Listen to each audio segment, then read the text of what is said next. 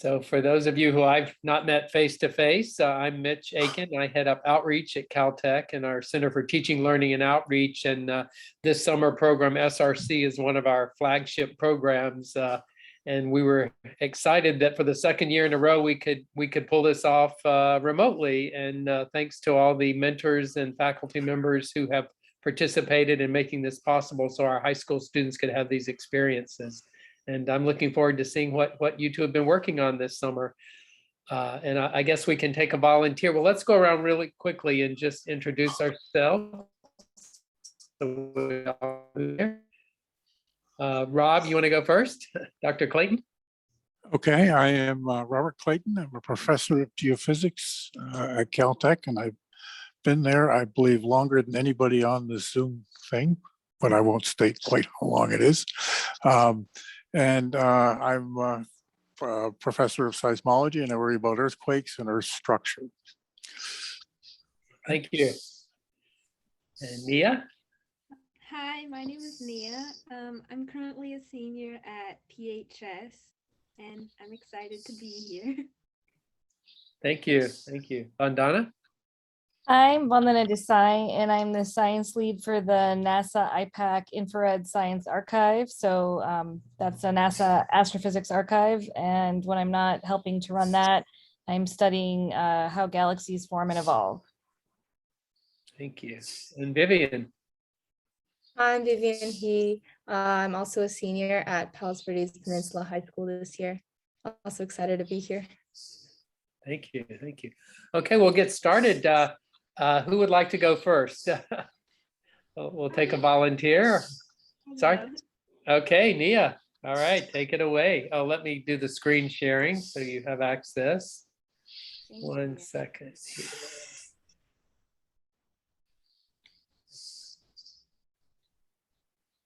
While she's getting set up, I just want to say Nia was a really great student to have, and I wanted to point out that she lost a couple weeks because I went on vacation. So thanks to her for bearing with me through that. Thank you. Okay.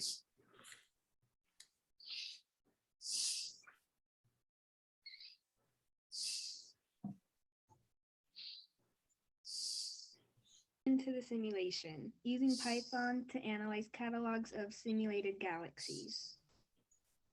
Primary objectives. How well can we measure the mass of a galaxy cluster using an upcoming galaxy survey? The traditional way of finding clusters is to look for galaxies that are close together in the sky and that have the same redshift. We would then use the said redshifts to see how fast galaxies are moving in the cluster. And we can assume that the galaxies are moving because of their gravitational pull of the dark matter halo cluster. The redshift is then turned to velocities, which is the motions of galaxies inside the cluster, which in turn we can calculate the velocity dispersion, which in turn we can calculate the halo mass. We would then compare estimated halo mass to simulated halo mass. Why should we study galaxy clusters? The masses of distant galaxy clusters aid in determining which cosmological models are best suited to describe the cosmos. This is due to the fact that galaxy clusters are among the biggest structures in the universe, and not all interpretations of the universe allow for huge structures to develop rapidly enough to produce extremely gigantic clusters when the universe is young, which in turn relates to the study of cosmology, which is also known as the nature of the cosmos. Cosmologists debate the existence of multiple universes in exotic notions such as string theory, dark matter, and dark energy, while other branches of astronomy focus on single objects, events, or sets of objects. Cosmology encompasses the entire cosmos from the conception of death with a wide variety of mysteries at each stage. Upcoming galaxy surveys. Each one of these telescopes and observatories are designed to collect data from revolving issues about dark energy and exoplanets, as well as measuring the shapes and redshifts of galaxies and clusters of galaxies. So the first one is the Roman Space Telescope, which is set to launch in the mid-2020s, around 2025. The second is the Euclid Space Telescope, which was selected by ESA in 2011 and is set to launch in 2022. And the third is the Rubin Observatory, which is currently under construction in Chile and is scheduled to begin operations in October of 2023. The simulation. So first, with the coding, I was able to do the data.info, which gave me from the URSA catalog, I was able to select galaxies that reside within dark matter halos that had a solar mass greater than 1 times 10 to the power of 14. If it were to be larger, then it would be considered a cluster, as well as considering objects with a lower mass would be smaller groups of galaxies or individual galaxies. And from using the data.info, you were able to see details from the table, including redshift, which is also the distance, position on the sky, observed brightness, halo ID, halo mass, and stellar mass.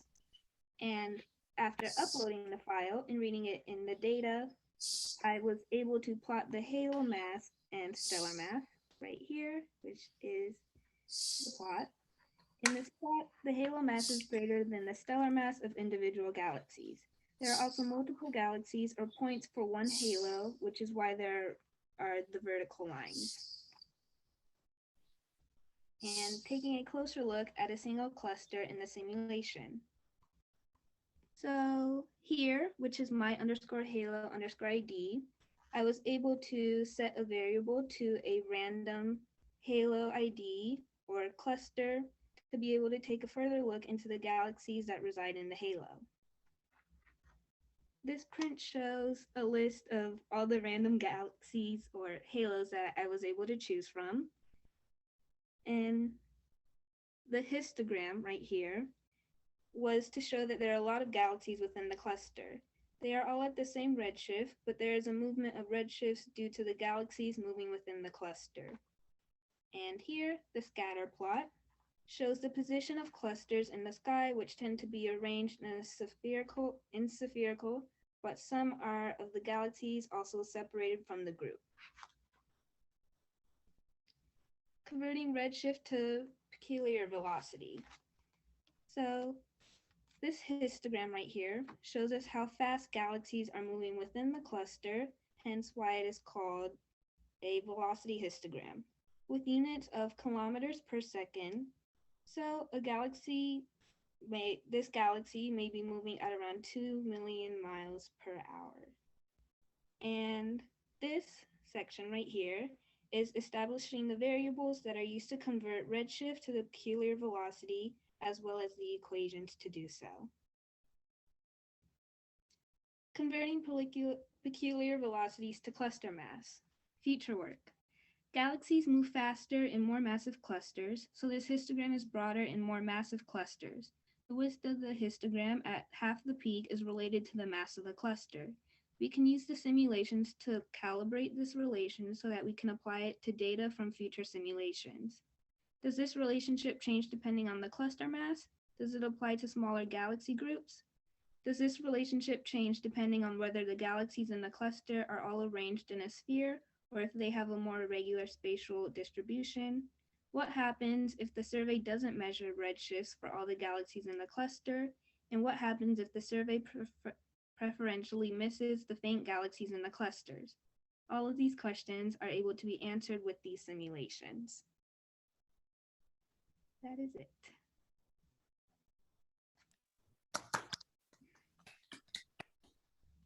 Thank you. Thank you. Are you more excited about astronomy now than at the beginning of the summer? Definitely. And I also learned Python, so that was really cool. Did you have any Python background before? I know you have done other coding, but not Python.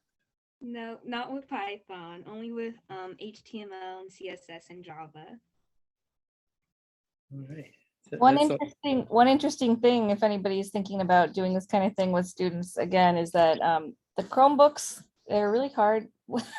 It's really hard to install Python with Chromebooks, these science platforms that are made available by Google at Google Colab, really made this project possible, because we spent the first week trying to get Python on her Chromebook, and it just wouldn't go.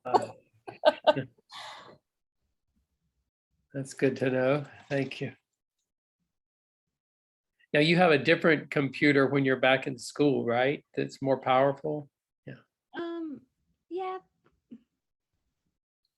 Rob, I think you were saying something, but you were muted. I got it now. So are you planning to try any of these questions yourself? You listed ones for the future. It seems you have the tools now. You could try one. I definitely hope to. Now that I know how to just to like work everything with Python and the different simulations, I definitely hope to in the future. Okay. Well, hopefully you have enough time outside all Maybe your you can make class. that an extra. Yeah. I'd be happy to work with you, Nia. And Ms. Orrit, the new head of the App Academy, was one of our teachers in another group this summer. So if you go to her and say you want to keep working on this and maybe make it extra credit or something, I'm sure she'd be thrilled to have you continue. And that way you can kind of build it into some of the other assignments maybe, and as part of your other work.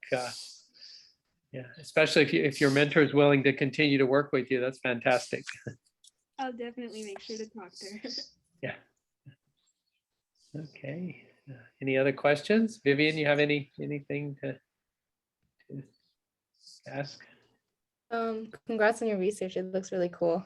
Yep, And thank- also with learning Python. thank I you. use Python too. Okay, then we'll go ahead and Vivian, are you ready to take it away? Yeah, I'll share my screen. If I can find the right window.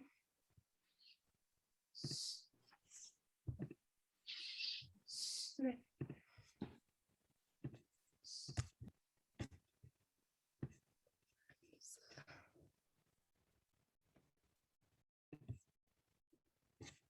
Sorry, 1 second. It's frozen, I think.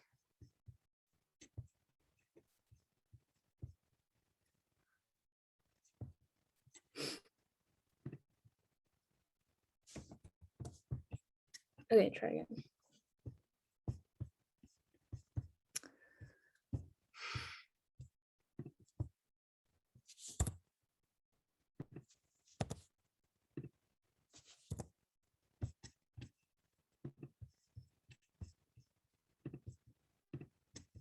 Here we go. Can you see this? Yep. Okay, great. Yes, so my research, I was working on basically a low-cost seismometer, and it's an Internet of Things device for the applications of on-site and regional earthquake early warning. And so obviously, we've heard recently in the news, earthquakes are a major and global problem, such as the Haiti earthquake recently. But the issue with warning for earthquakes in order to mitigate the damage is that they're hard to, well, we can't predict them, and they're hard to give early enough warning in order to really stop a lot of damage. And certain EEW systems today face challenges. And so my solution for that was to create a low-cost seismometer, which can be used in consumer homes, kind of like smoke detectors, but for earthquakes. This is kind of an overview of the device. I also have it here with me. The idea of how it works is really simple. I really tried to make it as consumer friendly as possible and really make it seem like a product that people would really use and would be helpful for them. And so I have it on my desk here right now. It looks like this and it's plugged in. When I create ground motion, or it's on my desk right now, it'll start beeping like this, and I can turn it off with the button that you see right here. And also I can connect to it and turn it off from my computer or phone. And that is how it works. My software is also written in Python. There's different modules that control different areas of the device. And so it has detected the local earthquakes since above the magnitude of 3.0 in the LA area since September of last year. and I'm still going and continuing this research. This is just a map of the local earthquakes that it's detected. And so part of my research this summer was comparing my devices with CSN and SCSN stations, which is the Caltech Community Seismic Network and also the Southern California Seismic Network stations. So this is one comparison. It is to a earthquake that occurred this year, April 5th, in Lenox, California, and it was a magnitude 4.0. So this was the epicenter of the earthquake, and I compared it to one CSN station right next to the earthquake and also the two stations from the two networks that were nearest to my device. Yeah, so here's a comparison of the waveforms. This is the top, it goes in chronological order from top down. So this is the first station that received, that saw the earthquake, and this was a CSN station. Another one was the further one, which is also CSN. It obviously has a lower signal to noise ratio because the earthquake kind of dissipated over time and it is further away, and also because of the devices that it's based on. I believe it is based on an accelerometer, which is more for strong motion, and so the signal to noise ratio would be lower. And this is the waveform of my device that my device detected of that same earthquake. As you can see, it has a very high signal to noise ratio and is consistent with the broadband seismometer in the SCSN station, which is based on also not just an accelerometer. Here you can see some of the earthquakes that I was able to detect over this time. And you can see how over smaller magnitudes, the signal to noise ratio becomes lower and lower, which is why there is a lower boundary on the magnitude of earthquakes that can be detected with this device. However, it is not necessary to detect all the tiny shakes, because for the earthquake early warning application, you really only need to warn for earthquakes that people will feel and that will cause damage. And here is just some math that I did for these. Okay, so for these LA earthquakes, the local ones, I created a formula because magnitude is logarithmic.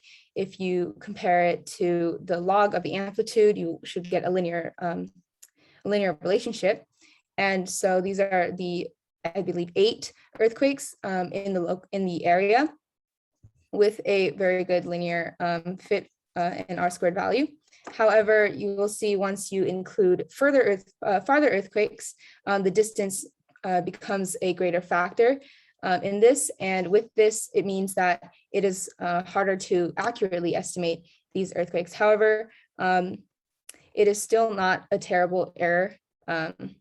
Terrible amount of error, but yes, is with greater earthquakes, farther earthquakes, the magnitude is harder to estimate without distance.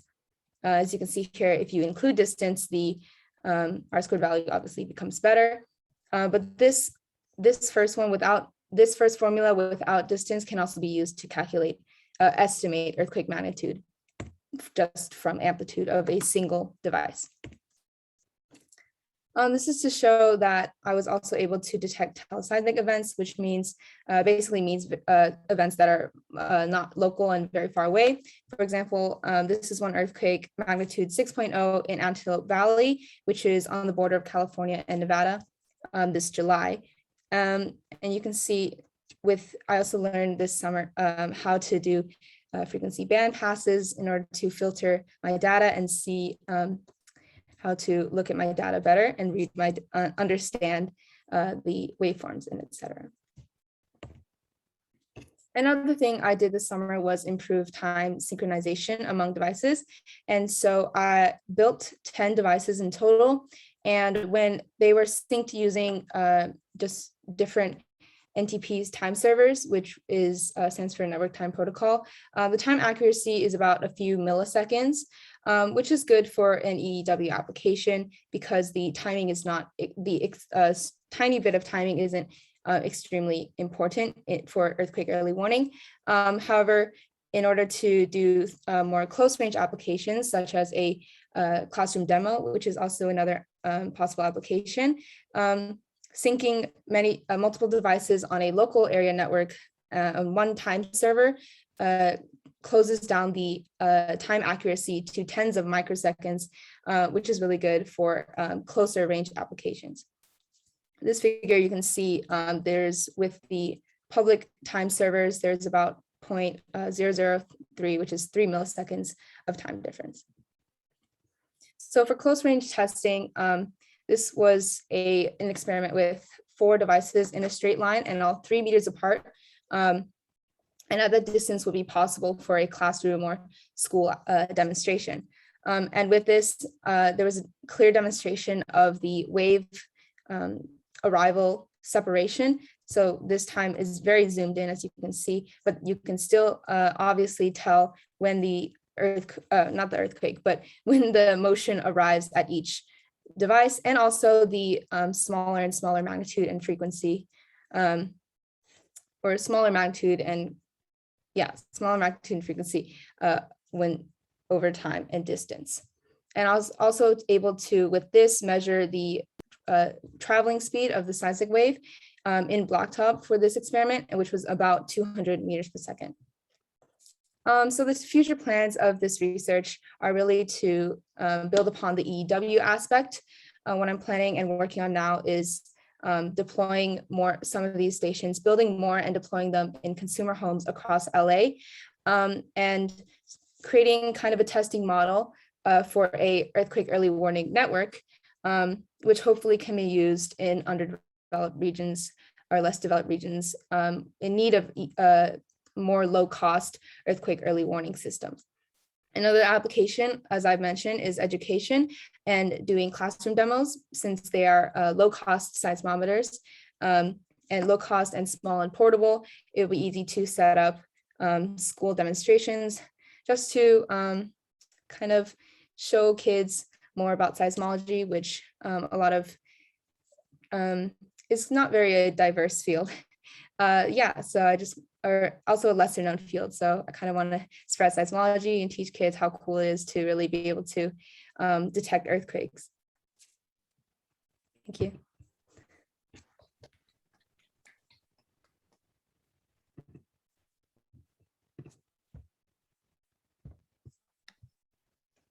That's so impressive. Wow, congratulations.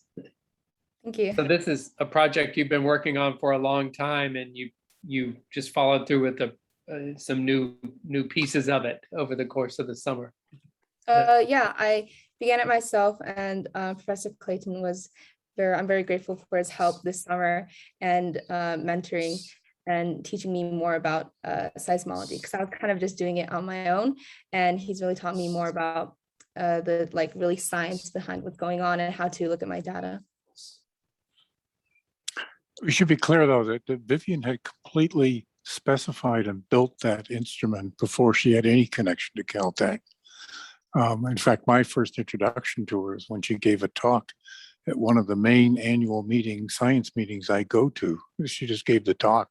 I mistaken her for a graduate student. So it was a pleasant surprise. Very nice work.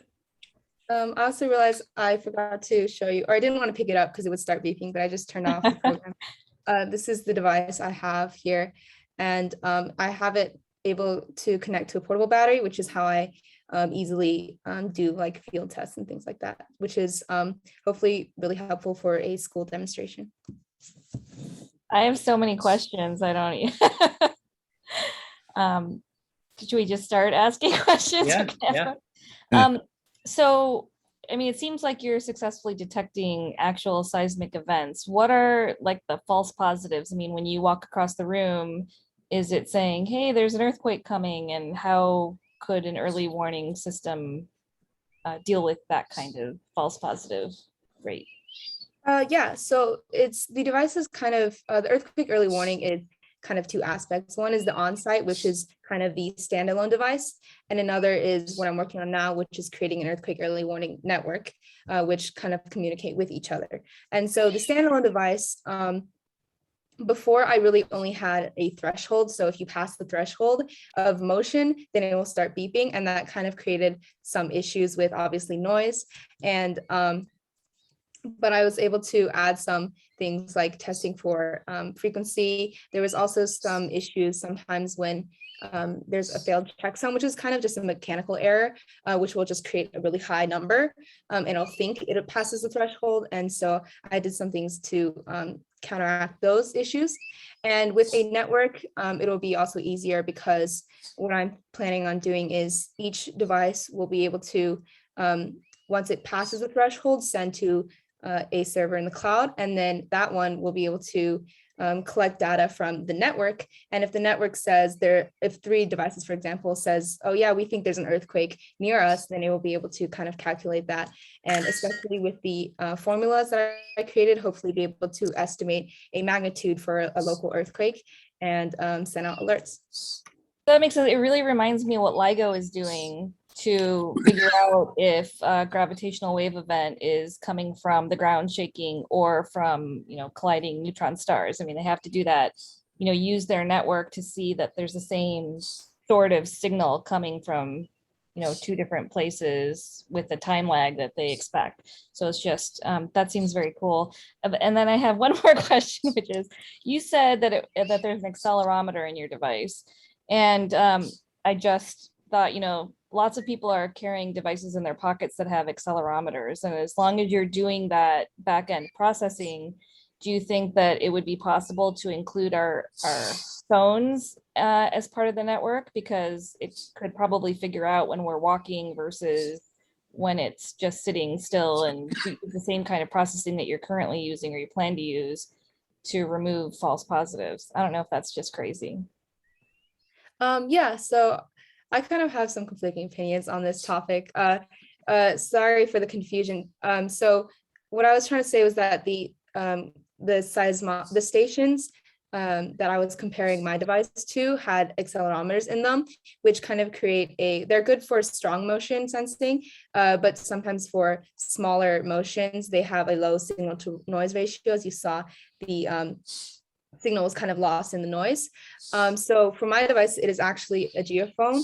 You can see right there, that's the geophone right there. And it's really good for smaller motions. And as for the phone question, it's really interesting because I know there is, I think, scientists at Berkeley working on something called MyShake, which is kind of an app that you put on your phone and uses the phone accelerometers to hopefully try to do earthquake early warning. And what they're doing is, I think, really interesting. But I went on a different pathway because there are a lot of issues with using phones. First off, you have to have enough people in an area, because most people their phones aren't just on the ground, or they're on a table or on a second floor, which means there's a lot of noise. Or they're moving around, obviously. And so there's some issues with that. And also phones, you have to consider the iOS and updating the app sometimes, and whether it's iPhone or Android and things like that. And what I really wanted to focus on was my original idea of kind of, I like to say, a smoke detector for earthquakes, because I think it really makes sense to have some kind of device you can put in your house, and it just tells you when an earthquake comes. Oh, I forgot to mention the price. One device costs under $100 for me to make. Yeah. Cool. That was a really good clarification. Thanks. I would buy an earthquake early detection. I have so many more questions, but I'm not going to dominate this. Maybe Can I just add one thing of clarification here? If you drop a cell phone, it will measure 1G on its accelerometer, okay? A 0.3 G earthquake is a very damaging earthquake, okay? At 1G, the buildings are actually leaving the ground and flying apart, but at 0.5 or 0.3 G, they really are falling apart. So the problem is the daily signals on a cell phone exceed what we think the earthquake signals are, because you have to do a lot of special attention to make sure you're not just picking up the person walking aggressively down a street or something Yeah, like that. you'd have to Yeah, definitely filter out all that stuff and understand what it's going to look like. And that, yeah, I could see that being a computationally difficult thing. yeah, yeah. Algorithmic. Yeah. Yeah, well, the only real advantage is you got millions of them. Yeah. Okay. Sorry, I think you're muted. Yeah. Yeah. Does your device live on your desk and it's collecting this information, or do you keep it on the ground or on the floor, or how do you try to control that?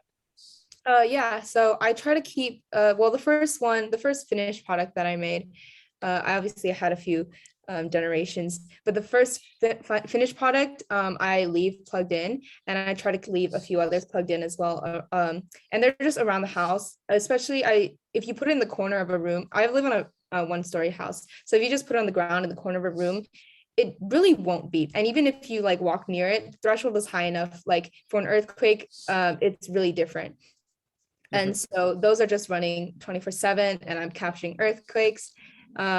I was also able to see, I think, the 8.2 earthquake in Alaska, I think a few weeks ago. And I think that was really awesome. So yeah, I have some of those, and I have some that live kind of around my room. I probably have like 7 in my room right now, some that I'm working on, some that I'm preparing to ship to houses around LA, some that I'm just trying to fix. There's always errors, even though it's working, I turn it off and turn it back on again, it stops working, things like that. So yeah.